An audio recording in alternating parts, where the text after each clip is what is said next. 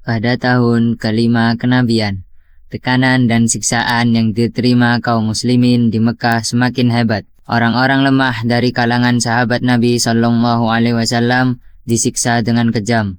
Beberapa bahkan dibunuh karena keimanan mereka saat itu. Allah memberi kabar kepada nabinya tentang sebuah negeri yang dipimpin oleh seorang raja yang adil, di mana tidak ada seorang pun yang dizalimi, yaitu di negeri Habasyah.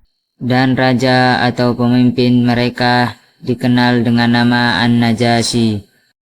Melihat keadaan umat Islam yang semakin terjepit, Rasulullah Shallallahu Alaihi Wasallam bersabda, "Seandainya kalian pergi ke negeri Habasyah, di sana ada seorang raja yang tidak menzalimi seorang pun, dan itu adalah negeri yang penuh kejujuran.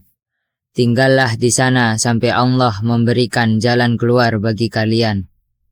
Dengan izin ini, sekelompok sahabat mulai bersiap untuk meninggalkan Mekah.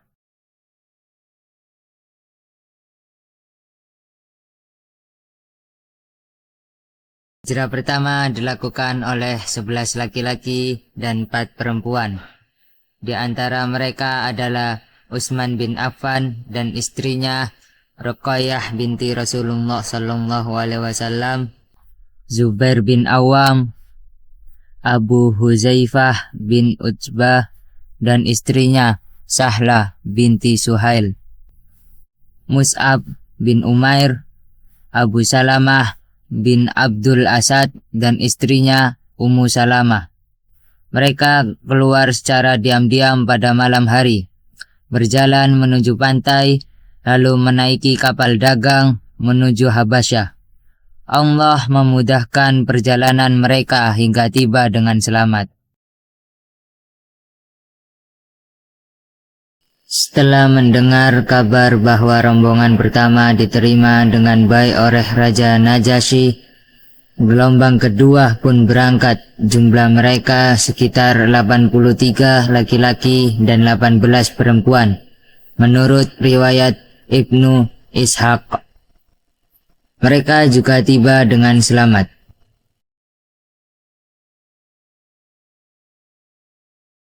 Kaum Quraisy tidak tinggal diam.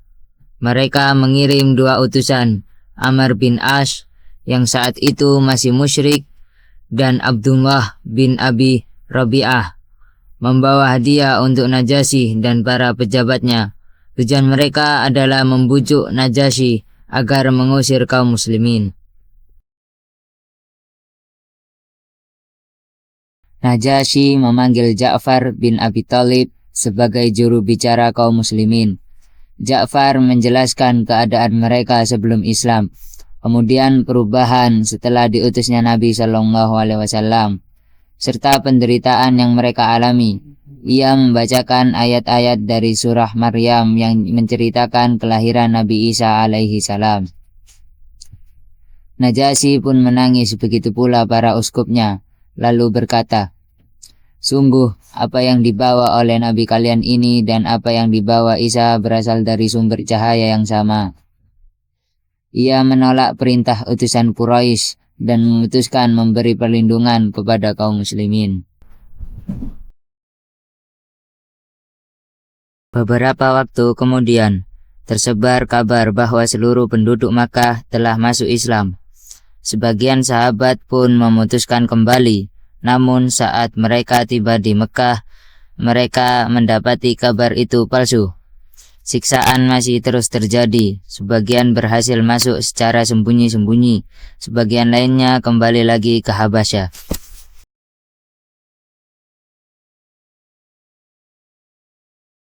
Sebagian besar kaum muslimin menetap di Habasyah cukup lama, termasuk Ja'far bin Abi Thalib. Mereka baru kembali setelah peristiwa Fathul Makkah atau penaklukan Mekah pada tahun 8 Hijriah.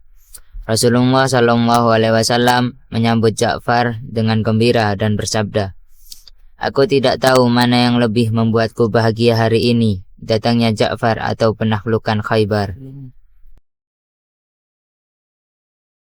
Peristiwa hijrah ke Habasyah menjadi pelajaran besar tentang strategi Rasulullah Sallallahu Alaihi Wasallam dalam melindungi umatnya.